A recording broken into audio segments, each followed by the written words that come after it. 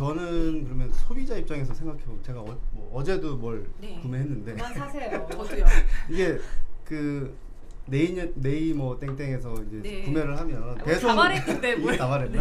그 배송이 진행 중인지 뭐 네, 발송했습니다. 네. 뭐 맞아요. 언제쯤 오고 있다. 뭐 이런 게 쭉 나오는데 이게 결제를 했을 때 그 사업자 입장에서는 소비자가 결제했을 때 바로 그 매출이 되는 건지 아니면은 뭐 어느 시점에 발송 완료됐을 때 되는 건지. 그러게.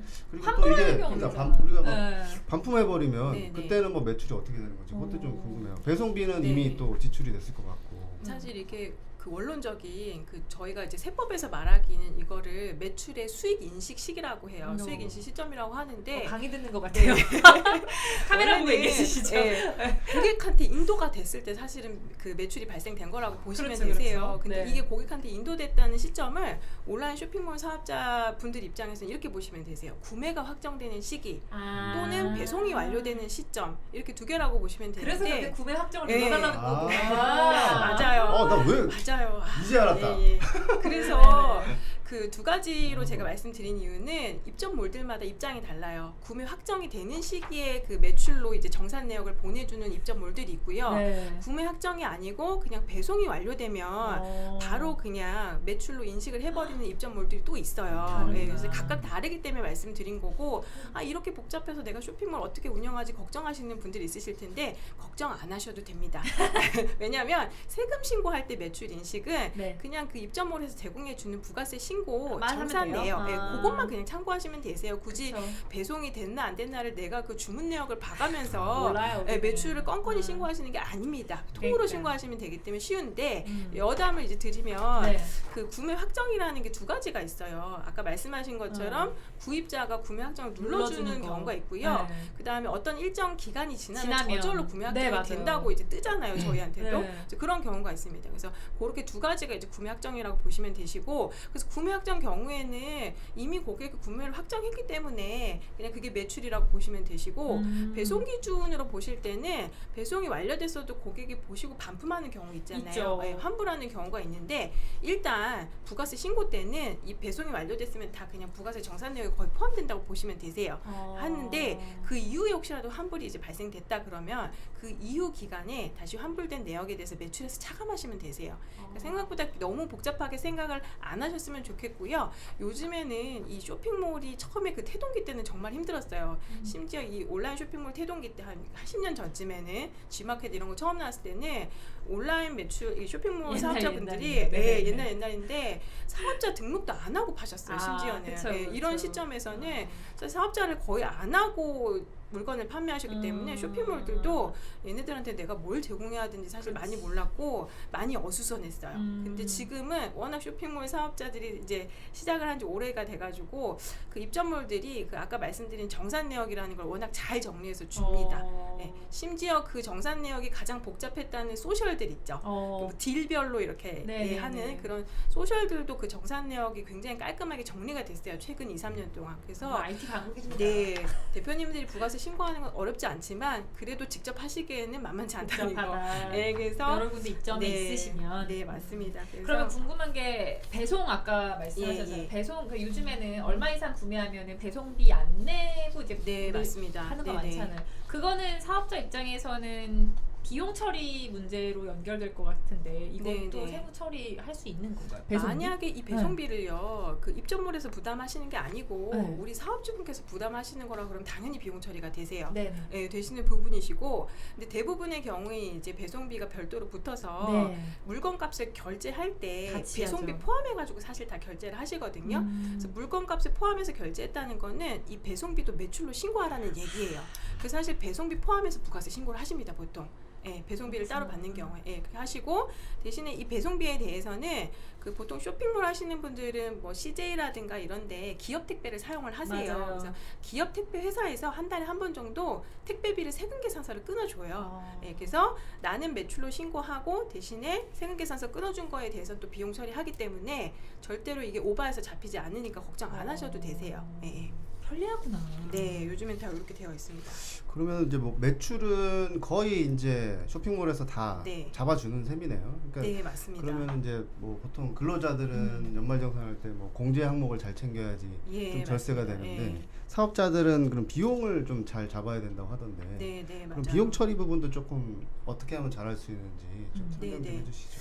일단 그 온라인 쇼핑몰 최대한 많이 하는 게 좋지 않아요? 비용 처리. 그러니까 없는 네, 걸 네. 비용 처리하면 또 나중에 추징되니까. 네. 그러니까. 네. 쇼핑몰 하시는 분들이 사실 가장 그 또 고민이신 부분 중에 하나가 그 1인으로 하시는 분들이 많으세요. 처음에 네네. 창업하시는 분들 그렇다 보니까 그러니까. 인건비가 없어요. 내가 다 하거든요. 제가 다 사입도 해오고 내가 인건비 또 넣어야지. 예, 물건 다 업로드해서 올리고 심지어 본인이 모델 하시는 또 예쁜 이제 사장님들도 네네네. 계세요. 그러다 보니까 사실 비용 처리할 게 그냥 옷을 사입한 가격 정도밖에 없으신 아. 분들도 꽤 있으세요. 그리고 집에서 창업하면 임대료도 심지어 안 나가시거든요. 그러니까. 그래서 대체 어떤 걸 비용 처리를 하면 좋을까 이렇게 말씀하시는 분들이 많은데 제가 얼마 전에 상담한 여자 사장님 중에 한 분은 이제 그 화장품을 이제 쇼핑몰에서 판매를 하고 계신 분이세요. 근데 뭐 본인 1인 혼자서 한다고 이제 말씀은 처음엔 그렇게 하셨는데 알고 보니까 집에서 가족들이 그렇게 다 해요? 택배 포장도 하고 아. 계시고 가족분들이 이분이 조금 바쁘실 때는 뭐 주문 관리라든가 CS 그렇죠. 고객 상담까지도 사실 맞아, 하고 CS. 계신 거예요. 네. 사실 이분은 집에서 한다고 해도 비용이 없으신 게 아니에요. 가족분들 대상으로 인건비 신고도 사실 하실 수 있는 부분인데 몰라서 안 하셨던 거예요. 이런 예. 게 이제 전문가의 노하우가 들어가서 네, 나죠. 맞습니다. 네. 그래서 이런 게 처음에는 이제 사업 오픈하셨을 때 모르다가 소득세 이제 걱정이 돼서 이제 지금 한 상반기 때 많이 방문하시거든요. 이럴 때 이제 세무사님들하고 상담하시다 보면 아 이런 걸 좀 비용 처리할 수 있겠구나 해가지고 좀 인건비 신고도 기한으로 신고하시고 이런 경우도 있으니까 네. 지금 이 방송을 들으시는 쇼핑몰 사장님들도 혹시 지금과 같은 케이스가 있다면 너무 걱정하지 마시고 기한 후로라도 비용 신고를 좀 하실 것을 제가 권장을 좀 해드릴게요. 혹시 막 네. 그 쇼핑몰 같은 경우는 네네. 이렇게 촬영 같은 거 많이 하잖아요. 근데 네, 그거를 네. 뭐 고급 호텔에 가서 한다거나 아니면 네, 네. 뭐 여름 수영복을 보여주기 위해서 네. 해외 뭐 동남아 이런 발리에 가서 풀장에서 그렇게 찍는다거나. 하시려고 쇼핑몰 아이고 부러워서 많이 하시죠. 그러신 분들 네. 비용도 처리가 가능합니까? 가능합니다. 사실 그거는 촬영 비용이잖아요. 그리고 대박. 정말로 그 어떤 사진에 대한 어떤 자부심, 이 사진 하나로 나는 잘 팔 수 있다라는 이런 신념을 갖고 계신 쇼핑몰 사장님들 같은 경우에는 정말 돈 많이 들여서 그 동남아로 여행 가서 그 A급 호텔에 네네. 5성급 호텔에 묵으시면서 거기서 촬영을 하신다거나 정말 그런 경우가 사진을 되게 위해서 많아요. 묵으시는 그리고 거겠죠? 심지어 본인이 사진을 찍는 게 아니시고요. 포토그래퍼. 네, 포토그래퍼도 대동해서 가시고요. 스텝도 있어요. 뭐 메이크업을 해준다던가 머리를 만져주는 이런 스텝들도 대동해서 가시는 부분이기 때문에 이런 부분들 비용들이 사실은 다 비용 처리가 된다고 보시면 되세요. 예, 예. 가능하신 부분이시고 팁이라고 하기는 뭐하고 조금 오프 더 레코드지만 일단 라이브를 들으시는 다 분들에게 레코드 네, 내고 네. 있는데 오프 지금. 더 레코드지만 매우 레코드지만. 네. 매우 레코드지만 얘기 드리면은 이런 경우가 있으세요. 가족들하고 실제 여행을 가시는 거예요. 네네. 여행 가시지만 겸사겸사해서 촬영도 하는 거죠. 그런 경우 네, 많아요. 그런 경우 많고요. 네. 심지어 어떤 쇼핑몰 같은 경우에는 그 여성 의류만 파시는 게 아니고 온 가족 옷을 다 팔아요. 뭐 가족들 여행 말 되네. 관련된 이런 네. 아이템을 파시는 분들도 있거든요. 그러면 온 가족이 다 모델이 되시는 거예요. 괜찮다. 그러면 온 가족이 모델이기 때문에 온 가족이 여행 간 그러니까 남편 저기 항공 티켓 그리고 자녀들 항공 티켓까지도 비용 처리 되실 수 있습니다. 그래서 이런 것도 조금 써보시고 사실 실제로 괜찮다. 모델이 되신 거기 나중에 때문에 욕먹는 건 아니겠죠? 이거? 아니, 이게 합법적인 거죠. 실제로 노하우죠. 예, 네. 모델이 되신 거기 때문에 사실 가능하신 부분이시고요. 다만 거기서 가족들이 예를 들어서 뭔가 맛있는 거를 사드시고 계속 2박 3일, 3박 4일 여행하신 경비 전체가 다 다는 비용 안 처리가 되지만. 된다고 좀 보시면 조금 오바가 될 수 있지만 실질적으로 기여하신 부분이기 때문에 이렇게 된다고 좀 보시면 될 것 같아요. 예. 부럽다. 네. 근데 요즘에는 그 이제 뭐 아까 말씀하셨듯이 그런 예, 예. 대형 기업형 그 모래 그런 이제 뭐지 오픈마켓 이런 곳에서 워낙 매출 그 서비스를 예. 정리를 잘 해주신다고 말씀하셨잖아요. 근데 예를 들면 요즘 글로벌 시대고 네네. 우리나라 거를 이제 해외로 배송하는 경우도 있고 뭐 네, 해외 맞습니다. 사이트에 올리는 경우도 있고 예, 예. 그러면은 그런 거기서도 그게 잘 되나요? 그런 사실 유명한 사이트가 너무 많아요. 네, 중국 네. 같은 경우에 뭐 타오바오 이런 데도 맞아요. 있고요. 네. 그다음에 뭐 동남아의 아마존이라고 하는 라자다라고 혹시 들어보셨습니까? 못 들어봤지만 네네. 동남아에서는 가장 핫하다고 하는 어. 라자다도 있고 사실 그런 부분이고 일본도 사실 그런 사이트가 있고요. 네네. 심지어 서점 가시면 그런 책도 많이 보셨을 거예요. 뭐 스마트 스토어로 얼마 벌기, 몇 억 벌기, 아니면 뭐 라자다로 얼마 벌기, 아니면 Q10으로 얼마 벌기. 아예 그 사이트 명으로 해가지고 그 책을 세일즈를 하고 네. 있는 그런 저자분들도 굉장히 많으세요. 그래서 해외 쪽에도 굉장히 관심이 많으신데 사실 지금 해외 쪽으로 이제 매출 발생되는 부분은 네. 저희 상품이 해외로 수출되는 거라고 보시면 되세요. 사실은. 예, 그렇기 때문에 수출하시는 분이랑 이제 비슷한 그런 게 적용이 되신다고 보시면 되는데 일단 요분들 같은 경우에는 수출을 하기 때문에 혹시 뭐 지금 쇼핑몰 하시는 분들이 많이 아실지는 모르겠지만 수출하는 사업자들 같은 경우에 부가세가 없어요. 영해세율로 해가지고 영세율을 적용받으실 수 있습니다.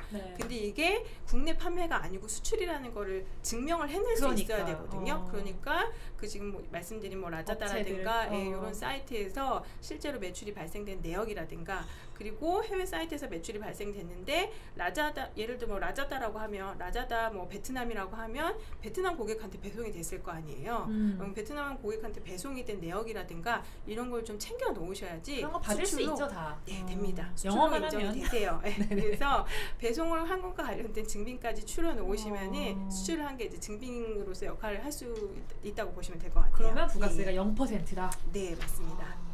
그 이제 비용 처리를 최대한 많이 하는 게 좋으니까 저희가 또 하나 광고 우리 제품을 광고하는 비용도 정말 많이 쓰세요. 비용 처리잖아요. 네. 그런 것들도 많이 하실 텐데 요즘은 온라인 광고 워낙 많이 하잖아요. 뭐 SNS라든지. 근데 그런 기업들이 대부분 외국 기업이잖아요. 네, 맞습니다. 그런 곳에서도 다 그게 받을 수 있는 건가요? 네, 받으실 수 있는데 이제 국내에 예를 들어서 뭐 네이버에다가 광고를 올렸다라고 하면은 네이버에서 세금 계산서를 끊어줘요. 그래서 비용으로 잡히는데 문제가 없는데 예를 들면 구글 쪽에 이제 뭐 예를 들면 구글 쪽 그 검색 광고라든가 아니면 페이스북 광고라든가 뭐 인스타 쪽 광고라든가 이쪽들이 다 이제 해외 기업들이란 말이에요. 그래서 이 기업들은 세금 계산서를 국내한테 발행을 해줄 수가 없어요. 국내에 뭐 유한회사 뭐 이런 게 없거든요. 그렇기 때문에 고객분들이 저희 이제 쇼핑몰 하시는 사장님들이 광고비를 결제하실 때 다 카드를 결제하십니다. 일부러 국내에서 사용할 수 있는 카드가 아니고 해외에서 사용할 수 있는 카드로 결제를 다 하세요. 그래서 그 카드 결제에 그 광고비 내역이 남아 있는 거예요. 그 사업용 카드를 해외에서도 결제하실 수 있는 걸로 만드셔가지고 그 카드를 결제하시면은 광고비 같은 경우에도 물론 이제 부가세가 안 붙잖아요. 카드 결제하신 부분에 대해서 그 부분에 대해서 저희가 소득세 때 광고비로 비용 처리해드릴 수 있는 부분이세요. 근데 이걸 그렇게 많이들 까먹으세요. 그렇죠. 그리고 더 중요한 거는 카드 한도가 안 된다는 고객분들이 있으세요. 가끔 광고비가 생각보다 굉장히 세요. 많이 하시는 분들은. 그래서 내 카드 한도가 안 돼서 우리 남편 거 아니면 내 동생 거 나눠서 아니면 우리 엄마 거 이런 카드를 쓰신 거예요. 그럼 안 돼요? 근데 사업자 같은 경우에는 사실 원칙적으로 본인의 사업용 카드를 쓰셔야지 비용으로 처리가 되시는 부분이 있으세요. 그래서 요거를 좀 놓치지 않으셨으면 좋겠다 싶은 생각이 들고 정말로 어쩔 수 없이 카드 한도 때문에 내가 광고비 결제했고 이걸 진짜 내가 증명할 수 있다라고 하시면은 좀 뭐 공격적인 방법이긴 하지만 일단 비용 처리하시고 나중에 이제 과세관청에서 뭐라고 했을 때 소명을 좀 하시면 되지 않을까 싶어요. 공격적으로 나가야 되는 거예요. 맞습니다. 그래서 쇼핑몰 하시는 분들이 요 광고비 때문에 본인 옷 같은 거를 카드 결제 잘 안 하시는 분들도 많으세요. 본인 카드 한도를 좀 남겨놔야 되기 때문에 이런 것도 좀 주의하셔야 되세요. 인건비, 임대료, 광고비, 뭐 입점물의 수수료, 배송비 이런 거 다 비용 처리 하실 수 있는 만큼 하시는 게 현명하시기 때문에 이런 부분은 좀 세무사의 도움을 받는 게 도움이 될 것 같고 저희가 뭐 1인 창업을 하면 가세 왜 비웃으세요? 아니요, 저도 하는 거잖아요. 다 저희 다 마음속에 하나씩 아이템 있잖아요. 해야죠. 1월 말까지. 창업을 하면 여러 개 있어요. 일단 간이과세자로 시작을 해서 자 다음 단계 일반과세자 그리고 제일 잘 됐을 때 자 법인으로 전환해라 뭐 이런 얘기를 쉽게들 합니다. 자 근데 이게 정말 법인으로 전환을 하는 게 유리한 건지 뭐가 유리한 건지 사실 잘 모르는 분들 많으시거든요. 개인의 소득세율 같은 경우에는 얼마 전에 개정이 됐지만 42%까지 한계 세율이에요. 제일 꼭대기층에 있는 세율이 42%에 육박합니다. 근데 개인 사업자 같은 경우에는요. 소득세만 내는 게 아니에요. 소득세의 10%만큼 또 지방소득세도 내는 거 아마 많은 분들이 알고 계실 거예요. 실질적으로 42%가 세금이 아니시고 42%에서 1.1 곱한 이제 계산이 안 되는데 44점 몇 프로가 실제 세금 세금이시고요. 그다음 요 세금 말고 또 준세금이라고 하는 게 있어요. 네, 건강보험료. 네네. 건강보험료가 제가 소득세 때 신고한 요 순수익 금액에 대비해가지고 다음 해 때 과세가 돼요.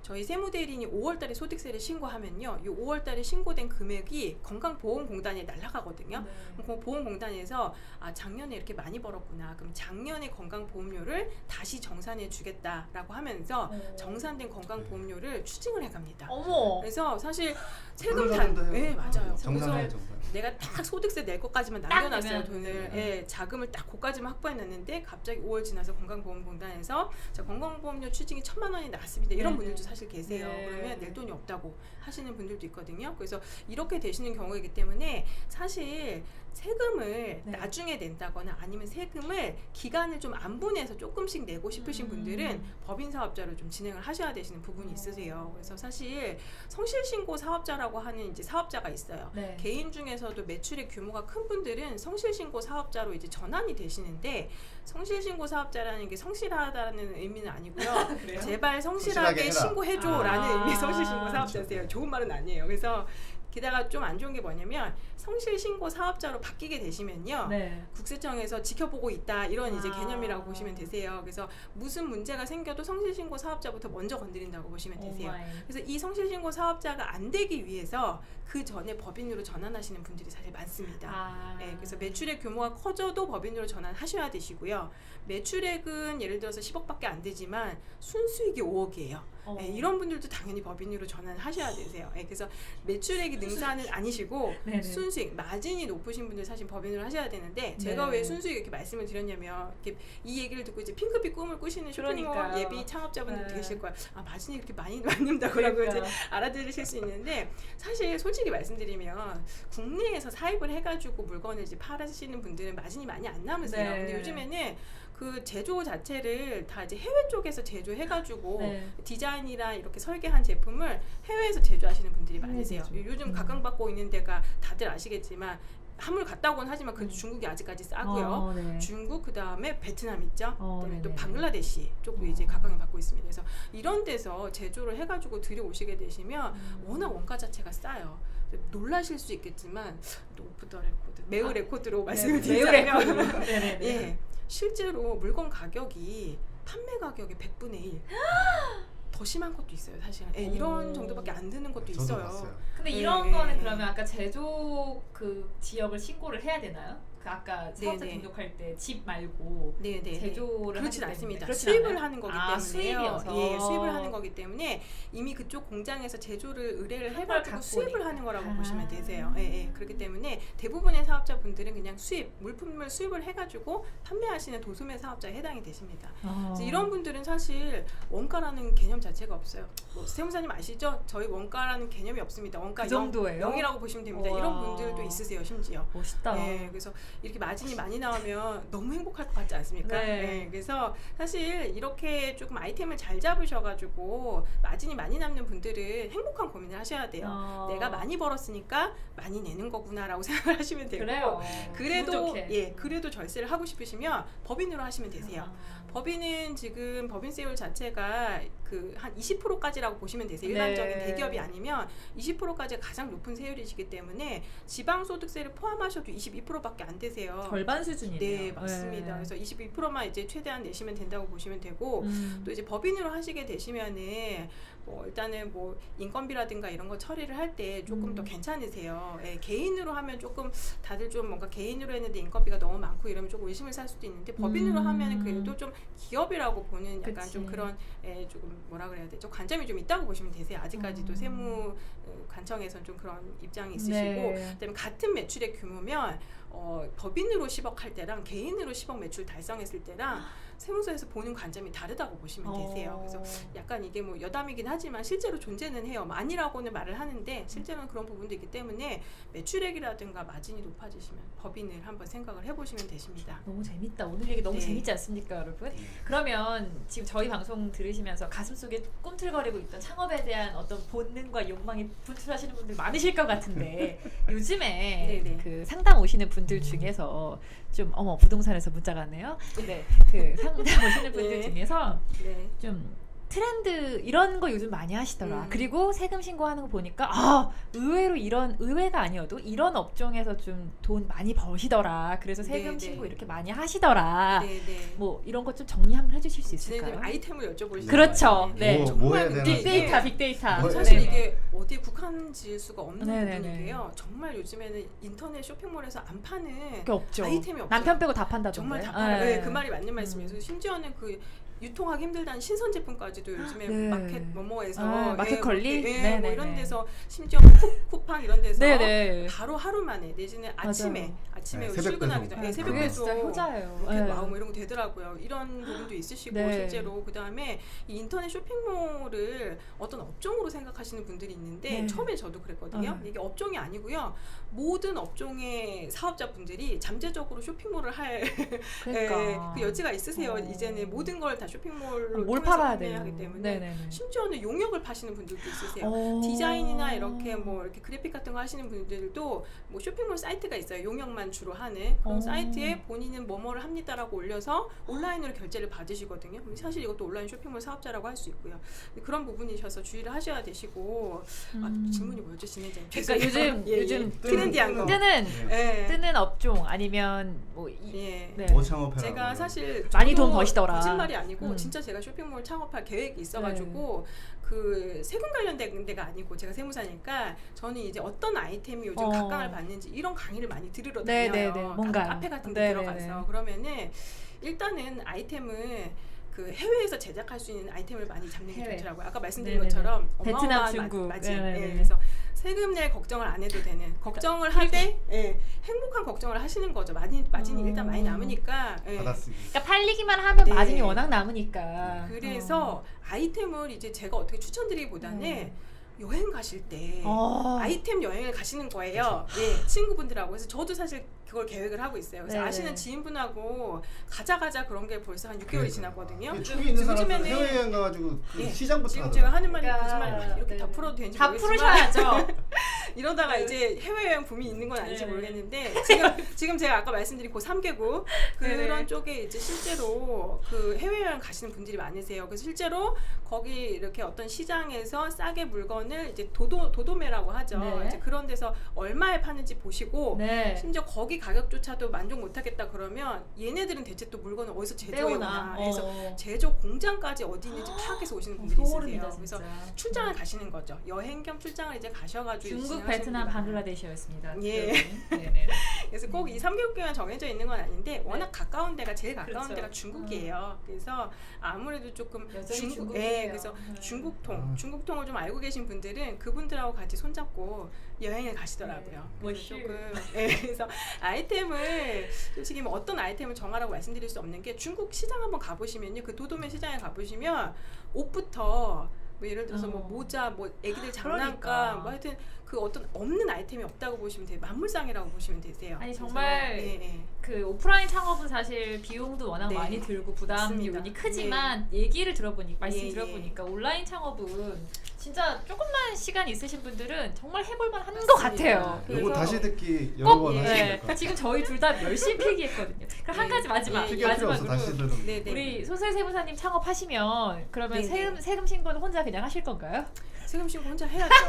그래서 저는 솔직히 빅피처를 그리고 있어요. 나는 하면 분명히 잘 될 것이다 라고 생각하면서 일반과세? 처음부터 그냥 법인으로 할까? 이런 생각을 하고 있는데 제가 요거 이제 말씀드리는 이유가 요거 때문이에요. 조금 딥하게 들어가자면 지금 전자상거래 업종 같은 경우에는 그 창업 중소기업 감면을 5년 동안 받으실 수 있는 업종에 해당이 되세요. 통신판매업 같은 경우에. 그래서 만약에 너무 장사가 잘 돼서 세금이 많이 나온다고 걱정하시던 분들도 이 창업 중소기업 감면이 해당이 되시면은 그 많게는 100%. 근데 100%는 힘드신 게 수도권 과밀억제 권역 외에서 창업하시는 분들이 가능하고 대부분이 이제 경기도나 서울은 다 수도권 과밀억제 권역이세요. 그래서 많이 받으셔도 50%세요. 50%의 세 감면을 받으실 수 있는데 무려 이제 5년 동안 받으실 수 있으세요. 괜찮다. 되게 괜찮은 거고 그래서 내가 실제로 내야 되는 세금 1억이에요.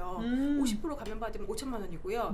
실제로 내야 되는 세금이 3천만 원이에요. 그럼 실제로 그 내야 되는 세금이 3천만 원이면 감면 받고 나면 1,500만 원인 거죠. 그래서 어마어마한 감면이라고 보시면 됩니다. 문제는요.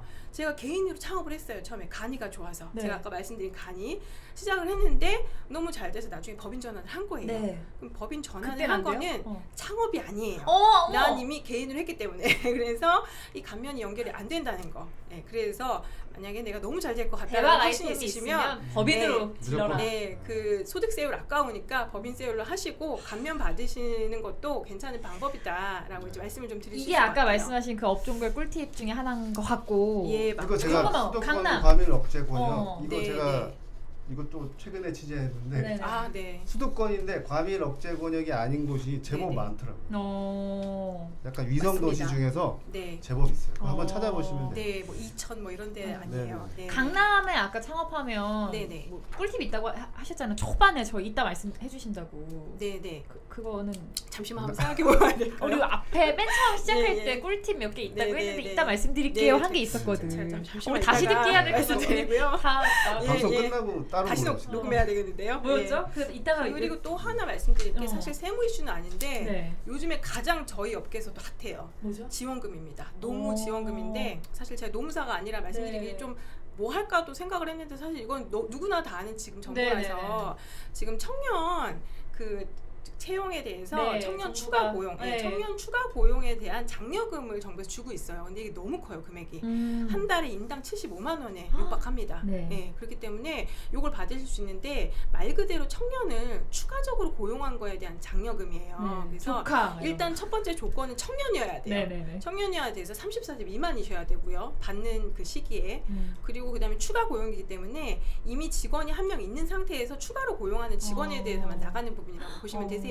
그래서 지금 흔히들 알고 계시는 일자리 안정자금하고 조금 다르시고요. 네. 금액이 몇 배 차이가 나요. 지금 15만 원하고 75만 원하고는 어마어마한 차이거든요. 네. 혼자 차이기 1인 기업을 때문에. 하다가 네, 맞아요. 조카를 한 명 채용해서 근데 여기서 또 추가 문제가요. 고용. 그 이게 워낙 큰 지원금이다 보니까 특수관계자는 안 가족은 되는구나. 또 안 안 됩니다. 돼요? 그래서 그냥 아. 특수관계자는 좀 안 된다라고 보시면 될 것 같고요. 정말 타인을 채용했을 경우에는 이 75만 원을 받으실 수 있으니까 점점 매출 규모가 늘어서 직원도 채용하시고 하는 경우에 정직원으로 채용하셔가지고 매달 75만 원, 네. 매달 75만 원 받으시면 되고 실질적으로 저희 지금 쇼핑몰 창업하신 그 저희 사장님들 중에서 요 장려금 실제로 받고 계신 분들이 많아요. 네. 이게 사실 작년부터 지원이 됐고요. 올해도 지원되기로 이미 나왔어요 지침이. 그래서 작년부터 받으신 분들 꽤 많이 받으세요. 3명씩 이렇게 받으시면 그 돈이 이제 꽤 되죠. 그래서 사실 절세도 절세지만 받으실 수 있는 지원금 받으셔야 되고 제가 왜 요거를 지금 쇼핑몰 파트에서 말씀을 드렸냐면 청년 추가 고용 장려금이요. 업종 제한이 있어요.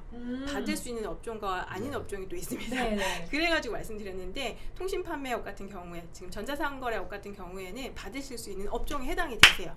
축하드립니다. 예. 그래서 받으실 수 있기 때문에 제가 말씀을 드린 일단 거고 빨리 한 명 고용하십시오. 예. 네. 점점 성장하시게 되시면 하시고 이미 성장한 상태에서 이 방송을 보시는 분들은 좀 참고해서 늦지 않게 신청을 좀 많이 바라고요. 예. 이런 거를 콕콕 집어주는 세무사가 진짜 알짜 세무사인데 우리 손석희 세무사님이 오늘 대방출 꿀팁 네. 대방출 해주신 거 감사합니다. 맞으시죠? 조금 더 있는데요. 방문하시면 제가 알려드리겠습니다. 계약하시고 영업 비밀. 예, 네. 계약하시고 하시면 제가 더 알려드리겠습니다. 네, 자 쇼핑몰 창업 여러분 그렇게 먼 얘기가 아닌 것 같습니다. 우리 모두 다 사장님이 되는 그날까지. 자 오늘 지난주 골목 상권의 골목 식당에 이어서 오늘은 쇼핑몰 창업 관련 절세 노하우 손석희 세무사님과 함께 이야기 나눠봤습니다. 인사할까요? 감사합니다. 네, 감사합니다.